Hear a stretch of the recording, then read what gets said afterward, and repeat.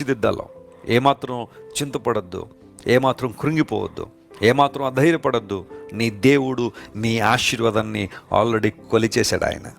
ఏ ఒక్కరు ఆశీర్వాదం దొంగిలించలేరు.